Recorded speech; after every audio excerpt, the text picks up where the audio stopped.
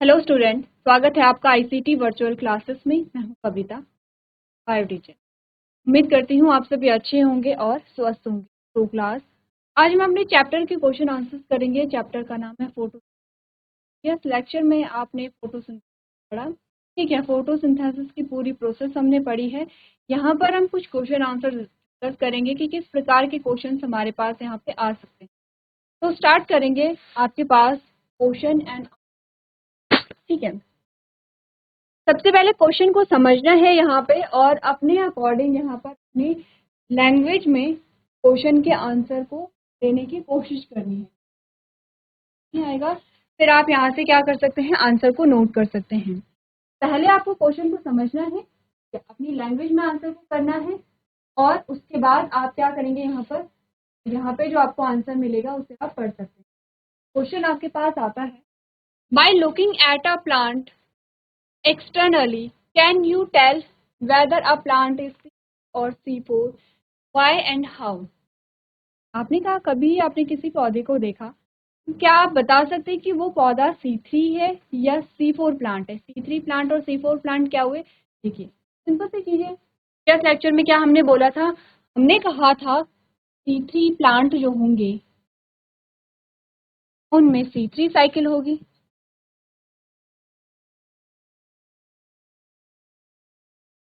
ठीक है, और C4 प्लांट जो होंगे उनमें C4 साइकिल होगी। C3 cycle and C4 cycle में डिफरेंस हमने देखा था, हमने दोनों साइकिल को पढ़ा था, क्या डिफरेंस होता है। आपसे क्वेश्चन ये पूछा गया है कि यदि आप किसी प्लांट को देखते हैं, क्या बता सकते हैं कि कौन सा प्लांट C3 प्लांट है और कौन सा C4 प्लांट है? अगर बता सकते हैं तो कैसे और क्यों, या नहीं बता सकते हैं तो क्यों और कैसे, इसका आंसर आपको यहाँ पर आपने कहा दो। Plants which are adapted to dry tropical climates have a C4 pathway। आपने कहा ऐसे प्लांट जो कि ड्राई क्लाइमेट में रहते हैं, इनका ऐसे वातावरण में रहते हैं जहाँ पे पानी की कमी है, जो वहाँ का जो क्लाइमेट है वो कैसा है, ड्राई है। They do not show any external morphological characteristics. आपने कहा कोई बाहरी कैरेक्टरिस्टिक्स नहीं है यहाँ। Hence, it is not possible to say whether the plant is C3 or C4 by looking at its external appearance। आपने कहा कि यहाँ पर क्या होता है, आपसे पूछा गया था क्या किसी प्लांट को देख करके बता सकते हैं कि कोई प्लांट C3 प्लांट है या C4 प्लांट है? अगर बता सकते हैं तो क्यों और कैसे, आपसे क्वेश्चन पूछा गया था। अगर नहीं हम बता सकते हैं तो ऐसा क्यों है कि हम नहीं बता सकते हैं किसी प्लांट को देख करके कि वो C3 है या C4? आपने कहा नॉर्मली क्या होता है, जो प्लांट यहाँ पे ड्राई क्लाइमेट में रहते हैं वो C4 पाथवे या C4 साइकिल को दर्शाते हैं, लेकिन ऐसा कोई भी एक्सटर्नल फीचर नहीं है जिसकी वजह से हम यहाँ पर बता पाएं कि कोई प्लांट C3 है या C4 है, ठीक है। क्लियर है इतना? चलिए एक बार अपने आंसर को पढ़ लीजिए और आप अपने, चलिए नेक्स्ट क्वेश्चन देखते हैं। अगला जो प्रश्न आपसे पूछा गया है, सबसे पहले क्वेश्चन को पढ़ेंगे। आपसे क्वेश्चन जो पूछा गया है, by looking at which internal structure of a plant can you tell whether a plant is C3 or C4 cycle या C4 plant explain। आपने कहा ठीक है, हम एक्सटर्नली नहीं बता सकते कि कोई प्लांट यहाँ पे C3 प्लांट है या C4 प्लांट है, लेकिन क्या कोई इंटरनल स्ट्रक्चर ऐसा है जो हमें बताता है कि कौन C4 प्लांट है और कौन C3 प्लांट है? हमने कहा बता सकते हैं, तभी तो हमें पता चला है कि यहाँ पर कौन सा C3 प्लांट है और कौन सा C4 प्लांट है। तो आपने कहा leaves of C4 plant have Kranz anatomy. जो प्लांट की जो लीफ होती है, ऐसे पौधे जिनमें C4 साइकिल पाई जाती है या ऐसे प्लांट जिन्हें हम C4 प्लांट कहते हैं, उनमें उनकी लीफ में क्रैंच एनाटॉमी पाई जाती है, which makes them different from C3 plant. तो कि इन्हें C3 प्लांट से क्या करते हैं, अलग बनाते हैं। C4 plants also have specialized cell called bundle sheath cell। आपने कहा C4 प्लांट में एक स्पेशल है, अलग से सेल होती है जिसे हम बंडल शीट सेल कह रहे थे। तभी हमने कहा था कि जब यहाँ पर C4 साइकिल जो हो रही है तो वो दो स्टेप में हो रही है, एक तो मीजोफिल सेल में है और एक आपने कहा बंडल शीट सेल में है, ठीक है। नेक्स्ट हमने क्या कहा, हमने कहा C4 plants also have specialized cell called bundle cells which surround the vascular bundles। ये क्या करते हैं, वैस्कुलर बंडल को सराउंड करते हैं या फिर उन्हें क्या करते हैं, कवर करते हैं। Every cell of bundle sheath cell has chloroplast, और ये जो बंडल शीट सेल होती है इनमें क्लोरोप्लास्ट होता है। क्लोरोप्लास्ट होगा इनमें, तो आपने कहा इनमें क्या क्या होगा, क्लोरोप्लास्ट में इसमें थैलाकॉइड भी होंगे। क्या क्लोरोप्लास्ट का स्ट्रक्चर जब हमने देखा था, क्या देखा था, अगर आप क्लोरोप्लास्ट का स्ट्रक्चर देखेंगे तो आपने क्या देखा था, ये पूरा क्लोरोप्लास्ट है, ये डबल मेम्ब्रेन थी, आउटर और इनर मेम्ब्रेन थी। एक को हम क्या कह रहे थे, थाइलाकॉइड कह रहे थे,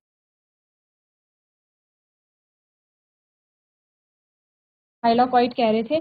और इसी प्रकार से पूरे बंडल को हम क्या कह रहे थे, यहाँ पे ग्रैनम कह रहे थे या फिर ग्रैनल थैलाकॉइड कह रहे थे। ठीक है, इसी प्रकार से हमने कहा कि एक और इस प्रकार से क्या है, ग्रैनल थैलाकॉइड है, और एक इन दोनों के बीच में इस प्रकार का थैलाकॉइड हम कह सकते हैं, जिसे हमने क्या स्ट्रोमल लैमेली कह रहे थे या स्ट्रोमल थैलाकॉइड कह रहे थे। तो आपने कहा ये तो क्या है, थैलाकॉइड है, ये पूरा बंडल ग्रैनम है, ग्रैनल थैलाकॉइड है, और ये क्या था आपके पास, स्ट्रोमा था, स्ट्रोमा था। अब आपने कहा कि यहाँ पर इन दोनों में हो रही है राइट रिएक्शन, और जो स्टोमा है डार्क रिएक्शन। तो क्या हम कह सकते हैं कि बंडल शीट सेल में तो दोनों रिएक्शन होंगी, यहाँ पे लाइट भी होगी और डार्क रिएक्शन भी होंगी हैं। ठीक है, तो हमने कहा यहाँ पे क्या आपको बोला गया है, C4 प्लांट जो है उन बंडल शीट सेल पाई जाती हैं, जो कि क्या करती हैं, वैस्कुलर बंडल को सराउंड करती है, इनमें क्लोरोप्लास्ट भी होता है। The mesophyll cells of leaf do not differentiate into spongy and palisade parenchyma possessing a fewer intercellular space। आपने कहा कि यहाँ पर जो मेसोफिल सेल्स है वो दो पार्ट में डिवाइड नहीं होती है। जब हमने लीफ का डायग्राम देखा था, तो हम लीफ का टीएस देखते हैं, जिसमें हमने कहा मेसोफिल सेल जो है वो दो पार्ट में डिवाइडेड होती है, स्पॉन्जी जो पैरेनकाइमा होते हैं, और पैलिसेड जो स्पॉन्जी सेल और पैलिसेड पैरेनकाइमा दो में डिवाइडेड होते हैं। इन्हीं के अंदर क्या होता है, क्लोरोप्लास्ट।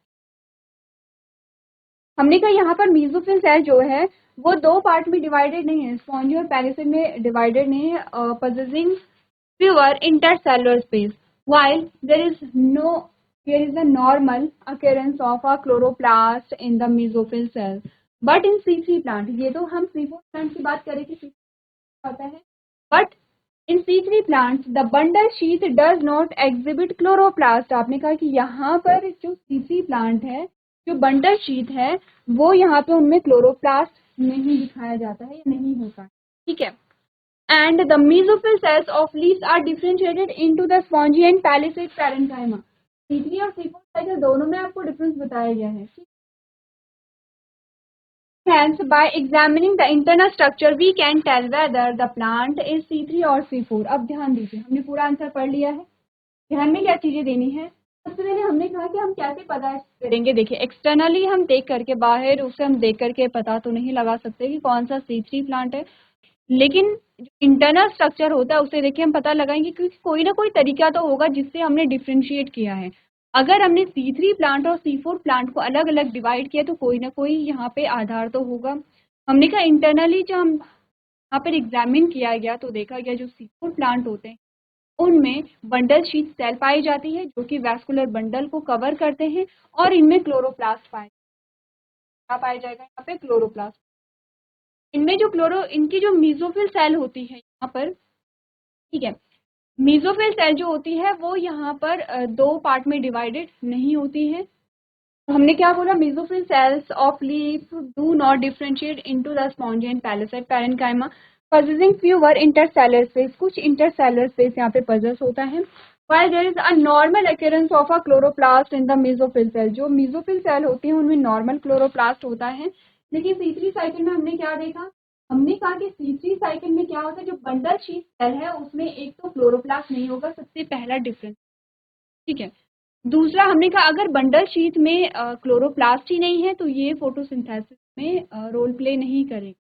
दूसरी चीज हमने कहा C3 साइकिल में जो मेसोफिल सेल है वो दो पार्ट में डिवाइडेड है, किसमें है यहाँ पे, तो हमने कहा दो पार्ट में डिवाइडेड है, स्पॉन्जी सेल और पैलिसेड पैरेन्काइमा में डिवाइडेड है। क्लियर है, यहाँ पर आपने समझा किस प्रकार से C3 और C4 प्लांट को यहाँ पे डिवाइड कर सकते हैं या डिफ्रेंशिएट कर सकते हैं। नेक्स्ट जो क्वेश्चन हमारे पास आता है उसमें आपसे कहा गया है even though very few cells in C4 plant carry out a biosynthetic Calvin pathway yet they are highly productive can you discuss why. आपने कहा कि जो C4 साइकिल है उनमें कुछ ही जो सेल्स होते हैं वो बायोसिंथेटिक कैल्विन पाथवे को inhibit करते हैं। यानी कि आपको बोला गया C4 प्लांट में कुछ ही सेल होती हैं जिनमें कैल्विन साइकिल होता है पाई जाती है, लेकिन फिर भी ये क्या होते हैं हाईली प्रोडक्टिव होते हैं, यानी कि जो प्रोडक्शन इनमें हाईली होता है। क्या आप बता सकते हैं कि ऐसा क्यों होता है? तो सॉल्यूशन क्या है हमारे पास, अपने plant productivity estimated by the rate at which photosynthesis takes place. ठीक है, क्या बोला गया है, plant productivity can be estimated by the rate at which photosynthesis takes place. हमने कहा कि प्रोडक्टिविटी का जो रेट हम कैसे एस्टिमेट कर सकते हैं, जो फोटोसिंथेसिस का जो रेट है उससे हम यहाँ पर किस रेट पे फोटोसिंथेसिस हो रही है उससे हम देख सकते हैं। जैसे कि हमने कहा जितनी ज्यादा सनलाइट होती है, फैक्टर हमने देखे थे जो फोटोसिंथेसिस को इफेक्ट करते हैं, जैसे कि हमारे पास लास्ट हेडिंग आई थी उसमें हमने पढ़ा था कि कौन से कारक हैं जो प्रकाश संश्लेषण को, लाइट और वाटर। हमने कहा सनलाइट जितनी ज्यादा होगी फोटोसिंथेसिस उतनी ही ज्यादा होगी, और जितनी फोटोसिंथेसिस होगी उतनी आपको प्रोडक्टिविटी देखने को मिलेगी। इसीलिए हमने कहा था कि at by the by the rate at which photosynthesis takes place. ठीक है, हमने कहा कि प्रोडक्टिविटी हम कैसे एस्टिमेट कर सकते हैं कि फोटोसिंथेसिस किस रेट पे हो रही है, यानी कि फोटोसिंथेसिस की इंटेंसिटी है वो यहाँ पे कितनी है। The amount of carbon dioxide in plant is directly proportional to the rate of photosynthesis. आपने कहा यहाँ पर जो कार्बन डाइऑक्साइड है या जो सनलाइट है ये डायरेक्टली क्या होगा, प्रोपोर्शनल होगा किससे, फोटोसिंथेसिस। जितनी ज्यादा सनलाइट है उतनी ज्यादा फोटोसिंथेसिस है, जितनी ज्यादा कार्बन डाइऑक्साइड मिलेगी उतनी ज्यादा फोटोसिंथेसिस होगी। इन C4 plant very few of cells carry out the biosynthetic pathway yet they are highly productive for the following reason। आपने कहा कि यहाँ पे क्या होता है, जो C4 प्लांट होते हैं उनमें कुछ ही सेल होती हैं जिनमें कैल्विन साइकिल चलते हैं, लेकिन फिर भी ये बहुत ज्यादा क्या होते हैं, प्रोडक्टिव होते हैं। उसके कुछ हमारे पास आते हैं, क्या क्या रीजन आते हैं देख लीजिए। आपने कहा they have a mechanism that increase the carbon dioxide concentration at the site of the enzyme. आपने कहा ये क्या करते हैं यहाँ पर, एंजाइम। एंजाइम कौन होगा यहाँ पर, जो एक्सेप्टर का काम कर रहा होगा। ठीक है, कैल्विन साइकिल में कौन था, रूबिस्को था। ठीक है, हमने कहा यहाँ पर जो एंजाइम है, जहाँ पर एंजाइम है वहां पर कार्बन डाइऑक्साइड की कंसंट्रेशन को अगर बढ़ा दिया जाए तो रेट ऑफ फोटोसिंथेसिस बढ़ेगा। यही तो हमने कहा था, हमने क्या बोला है, हमने कहा सनलाइट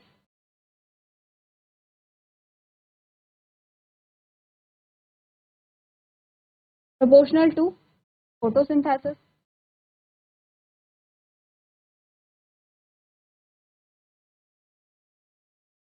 या फिर हमने कहा कार्बन डाइऑक्साइड, इसका क्या मतलब है, जितनी ज्यादा सनलाइट होगी उतना ज्यादा फोटोसिंथेसिस होगा, जितनी कार्बन डाइऑक्साइड है उतना ज्यादा फोटोसिंथेसिस।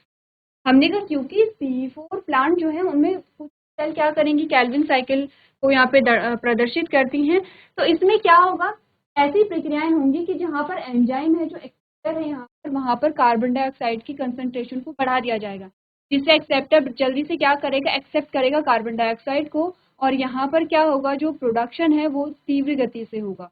तो हुआ, हमने क्या किया, हमने कार्बन डाइऑक्साइड बढ़ा दिया। दूसरे ने कहा mesophil cells are broken down in the bundle sheet cells resulting in carbon dioxide release which in turn increase the intercellular carbon dioxide concentration।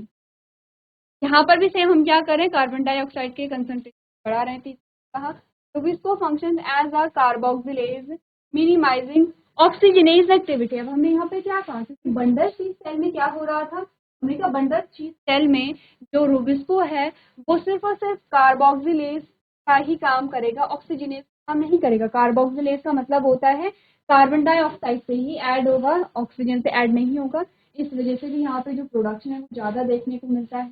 Next हमने कहा and increase in photosynthesis make C4 plant more productive. आपने कहा ये जो reason है, carbon dioxide की मात्रा का अधिक होना और ऑक्सीजन का रूबिस्को से बाइंड ना कर पाना, आपने कहा ये कुछ रीजन है जिसकी वजह से क्या होता है, यहाँ पर फोटोसिंथेसिस का जो रेट है वो हाई होता है।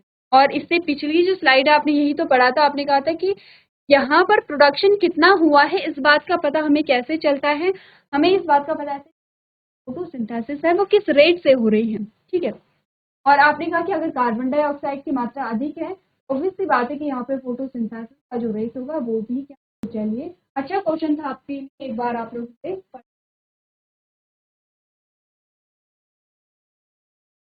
चलिए तो अगला क्वेश्चन देखते हैं। यहाँ पर नेक्स्ट जो क्वेश्चन हमारे पास आया है उसमें अगेन आपसे रुबिस्को से रिलेटेड क्वेश्चन आपसे पूछा गया। आपने कहा rubisco is an enzyme that acts both as a carboxylase and oxygenase. Why do you think Rubisco carries out more carboxylation in C4 plants?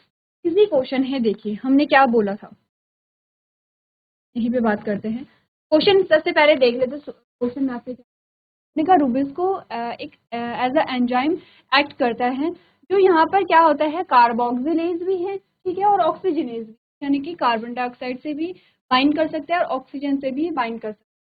Next, why do you think Rubisco carries out more carboxylation in C4 plant? C4 plant में जो Rubisco है वो carboxylase की तरह ही काम क्यों करता है या कार्बोक्सिलेशन को ही शो क्यों करता है? हमने कहा यही तो रीजन था कि यहाँ पर C4 साइकिल एक्टिवेट किया गया है, ठीक है। हमने कहा कि यहाँ पर रुबिस्को ऑक्सीजनेज जैसे रिएक्ट ना करे, कार्बोक्सिलेशन करे, वहाँ पे कार्बोक्सिलेज का काम करे और कार्बोक्सिलेशन को, इसीलिए C4 साइकिल को यहाँ पे दर्शाया गया था। जैसे हमने कहा ये एक सेल हमारे पास आती है इस प्रकार से, ठीक है, इस प्रकार से हमने यहाँ पे देखा था, तो हमने ये देखा ये है मीजोफिल सेल और ये यहाँ पर आती है बंडल सेल, दो सेल आती है। अब हमने कहा कि जो बंडल शीट सेल है उसमें जो रुबिस्को, यहाँ पर क्या है रुबिस्को है, जो कि यहाँ पर क्या कर रहा है एज अ कार्बोक्सिलेज काम कर रहा है और कार्बोक्सिलेशन को ही एग्जिबिट कर रहा है। यही तो रीजन था, हमने कहा था कि हम बंडल शीट सेल का यूज इसीलिए किया गया कि जिससे ऑक्सीजन यहाँ पे बाइंड ना कर सके, क्योंकि हमने कहा बंडल शीट सेल जो है वो क्या है इम्परवियस है गैसेस के लिए। हमने कहा जो बंडल शीट सेल होगी वो गैसेस के लिए इम्परवियस होगी, इसका मतलब यहाँ पे जो कोई गैस अंदर नहीं जा सकती, कोई गैस बाहर नहीं जा सकती, ठीक है। इसीलिए हमने क्या कहा था ऑक्सीजन जब अंदर ही नहीं आएगी तो जो रुबिस्को है नहीं कर सकता है, किससे, ऑक्सीजन से। आंसर पढ़ ले यहाँ पे, आपने कहा the affinity of rubisco is much higher than its affinity for oxygen. यहाँ पर जो रुबिस्को है वो आपसे बोलेगी the affinity of rubisco is much higher than its affinity for oxygen, ये कार्बन डाइऑक्साइड से ज्यादा अच्छे से बाइंड कर सकता है और ज्यादा जल्दी बाइंड करेगा। हमने कहा अगर ऑक्सीजन से बाइंड कर रहा है तो उसके लिए कुछ शर्तें थी, जैसे कि high concentration of oxygen, low concentration of carbon dioxide. तो यहाँ पर कार्बन डाइऑक्साइड कम है इसीलिए ऑक्सीजन से बाइंड कर, बंडल शीट सेल में हमने कहा कि हमने कार्बन डाइऑक्साइड की कंसंट्रेशन को ही बढ़ा दिया है। क्या बोला, it is the concentration of oxygen and carbon dioxide that determine the bundle the binding of the enzyme, ठीक है। तो हमने कहा कार्बन डाइऑक्साइड और ऑक्सीजन दोनों की कंसंट्रेशन डिसाइड करती है कि रुबिस्को किससे यहाँ पर बाइंड हो सकता है। Mesophyll cells of C4 plants lack this enzyme but are found in bundle sheath cells that girdle the vascular bundles where the Calvin cycle occurs। आपने कहा मेसोफिल सेल जो होती हैं उनमें जो C4 प्लांट्स जो होते हैं उनकी मेसोफिल सेल में ये एंजाइम तो नहीं होता है, लेकिन बंडल शीट सेल में ये एंजाइम ये पाया जाता है। Rubisco function as oxygenase when the concentration of oxygen is high, यही हमने बोला था, and it acts as a carboxylase when the concentration of carbon dioxide is high.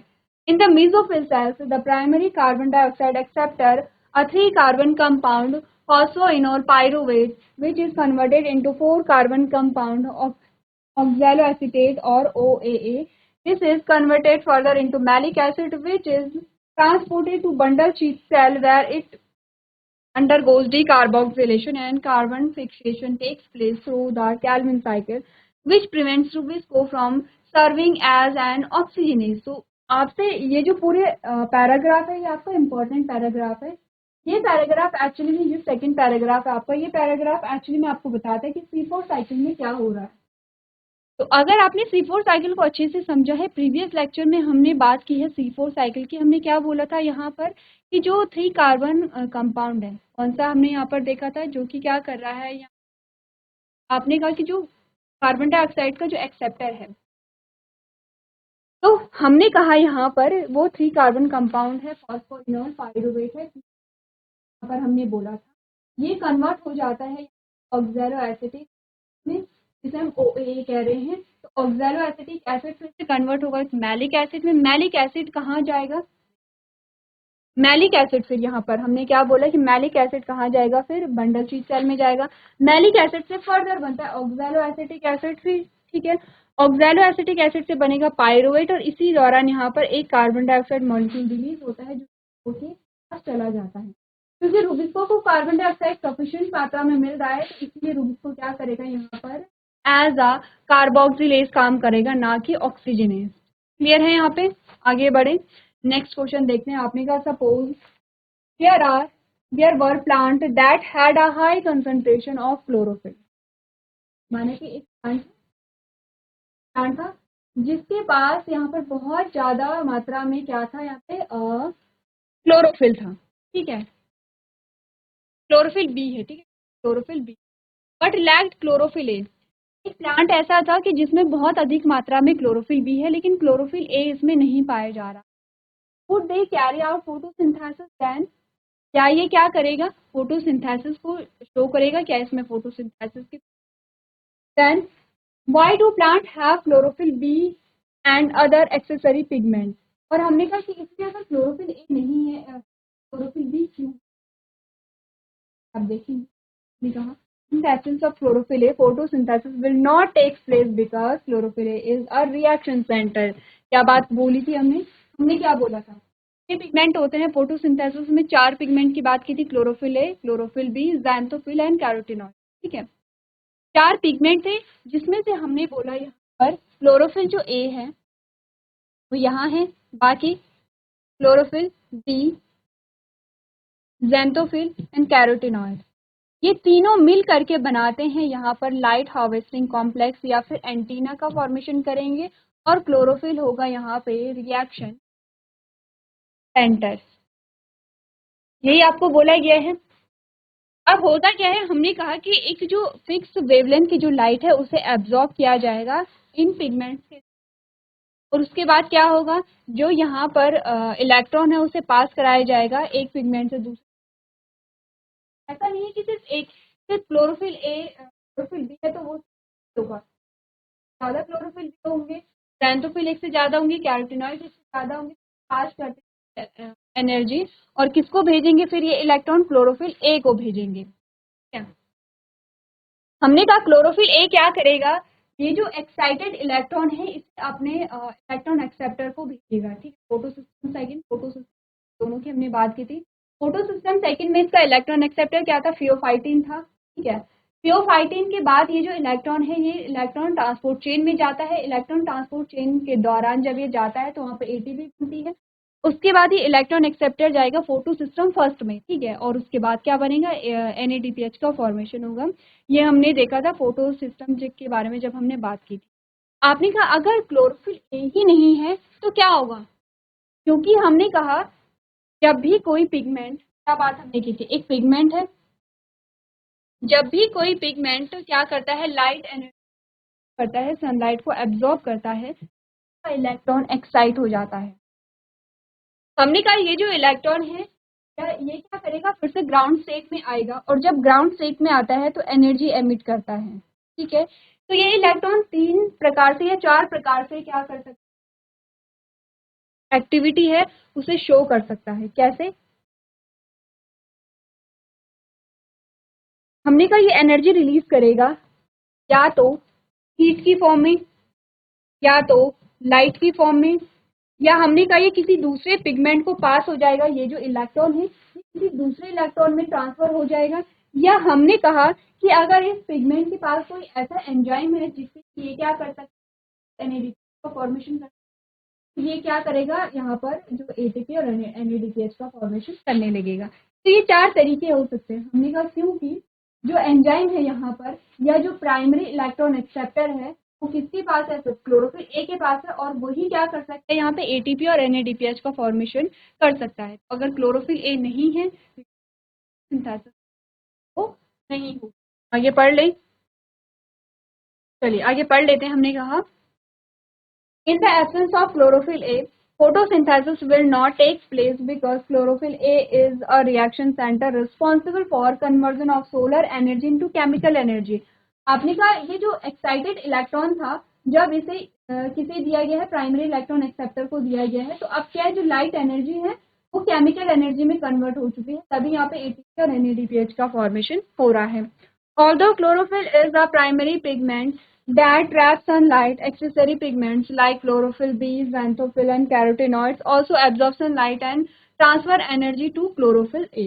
ठीक है, अब क्वेश्चन इजी है। अगर आपने यहाँ पर एक टॉपिक को अच्छे से पढ़ा है, अगर आपने फैक्ट पढ़े हैं, तो आपको समझ आ जाएगा कि क्यों क्लोरोफिल ए हमारे लिए या फिर प्लांट्स के लिए इतना इम्पोर्टेंट है। नेक्स्ट क्वेश्चन देखते हैं। आपसे कहा गया why is the colour of a leaf kept in dark frequently yellow और pale green, which pigment do you think is more stable. आपने कहा जब भी किसी प्लांट को हमने क्या किया है, डार्क में रखा है, लाइट में नहीं रखा है, तो उस लीफ का जो कलर है वो कैसा हो जाता है, येलो और पेल ग्रीन कलर का हो जाता है। आपके अकॉर्डिंग कौन सा ऐसा पिगमेंट है जो स्टेबल है, जो रहता है, तो आपने कहा chlorophyll fails to absorb energy in the absence of light.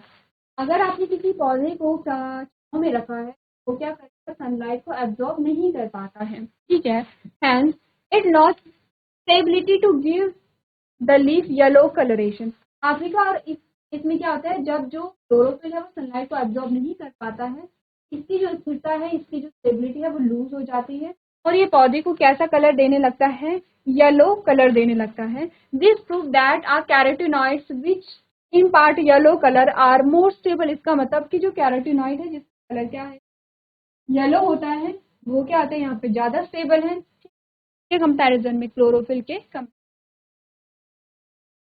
Next हमारे पास जो क्वेश्चन आता है उसमें आपको डिफ्रेंशिएशन को बता रखा है, आपको कंपैरिजन करना है C3 प्लांट और C4 प्लांट में। तो ये हमने किया है, जब हम चैप्टर को पढ़ रहे थे तो हमने ये टॉपिक यहाँ सॉल्व किया है, आप लोगों ने क्या भी होगा, एक बार आप लोग इस क्वेश्चन को पढ़ लेंगे। तो आज के सेशन में हम इतना ही करेंगे। अभी तक क्लास में बने रहने